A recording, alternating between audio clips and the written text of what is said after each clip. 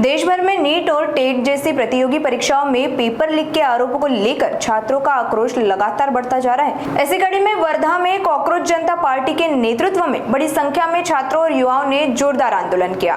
वर्धा के छत्रपति शिवाजी महाराज चौक पर आयोजित इस प्रदर्शन में आंदोलनकारियों ने केंद्रीय शिक्षा मंत्री धर्मेंद्र प्रधान के इस्तीफे की मांग की। छात्रों ने सरकार के खिलाफ नारेबाजी करते हुए परीक्षा व्यवस्था पर सवाल खड़े किए और भर्ती प्रक्रिया को पूरी तरह पारदर्शी बनाने की मांग की। प्रदर्शन के दौरान छात्रों के हाथों में ऐसे पोस्टर दिखाई दिए जिन पर लिखा था, हम फीस भरें और अमीरों के बच्चों को नौकरियां मिले। इन नारों और पोस्टरों के जरिए युवाओं ने परीक्षा प्रणाली पर कथित गड़बड़ियों पर अपना विरोध दर्ज कराया। इस आंदोलन में कराले मास्टर ने भी शामिल होकर छात्रों के संघर्ष को समर्थन दिया।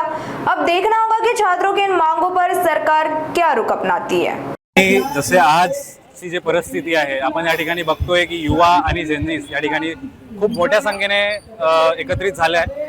त्या ठिकाणी मी सांगू इच्छितो की आजची जी परिस्थिती आहे, कुठलीच सरकार किंवा कुठला जो पण व्यक्ती सत्तेच्या खुर्चीवर बसलाय तो कुठेच आमची कुठली एक बाजू घेऊन त्या ठिकाणी एक प्रश्न सुद्धा मांडत नाही, आपला सुद्धा काही विचार नाही करत। या देशात 66% युवा आहे, तरी पण या युवकांना बर्बाद करण्याचं काम त्या ठिकाणी युवकांना लिटरली त्यांना दाबण्याचं काम या प्रशासनाने सरकारने केलं मी या ठिकाणी सांगतोय।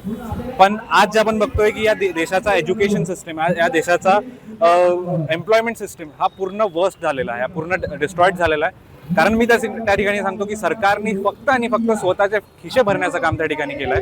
कुठल्याच सत्ताधाऱ्यामध्ये एकही व्यक्ती असा नाहीये की जो नागरिकांचा विचार करतोय, जो युवकांचा विचार करतोय, जो शेतकरी गोरगरीब मजुरांचा विचार करतोय, असा कुठलाच एक सत्ताधाऱ्यामधून मला एक सत्ताधाऱ्यामधून एखादी असा एक मिनिस्टर किंवा एक मंत्री सुद्धा दाखवून द्या। आज आपल्या वर्धा जिल्ह्याला एवढे मोठे मोठे मंत्री लाभलेत, एवढे मोठे मोठे नेते लाभलेत, पण सर्वात मोठी शोकांतिका ही आहे की वर्धा जिल्ह्याला एक मोठी कंपनी, जर आपण लॉइड सोडलं तर एक मोठी कंपनी सुद्धा आपल्याला लाभलेली नाही, हे सर्वात मोठी शोकांतिका आहे। त्या ठिकाणी तुम्ही बघू शकता की रोजगार निर्मिती आपण झिरो। त्या ठिकाणी तुम्ही बघू शकता यूथ स्किल डेव्हलपमेंट क्लासेस आपण चालवतो, स्कीम्स चालवतो, सगळं झिरो। फक्त आणि फक्त नागरिकांकडनं पैसा काढायचा आणि स्वतःच्या खिशात भरायचं आणि युवकांना डायव्हर्ट करायचं, धर्माच्या नावावर त्यांच्या काही मुद्द्यांवर त्यांना फक्त डिवाइड करायचं आणि लोकांना भटकून आपले खिशे भरायचे, हे त्या ठिकाणी सरकारचं काम सुरू आहे। म्हणून त्या ठिकाणी एवढं सर्व मोठ्या संख्येने जेवढे युवक या ठिकाणी जमलेले आहेत, त्यांचं म्हणणं फक्त एवढंच आहे की जर तुम्ही खुर्ची सांभाळू शकत नाही, जर तुम्ही नागरिकांचा फायदा करू शकत नाही, ज्या नागरिकांनी तुम्हाला तिकडे निवडून दिलंय, त्या सत्तेवर त्या खुर्चीवर बसवलंय, जर तुम्ही त्यांच्यासाठी काही करू शकत नाही तर तुम्ही सरळ खुर्ची सोडून द्या। जय हिंद, जय महाराष्ट्र।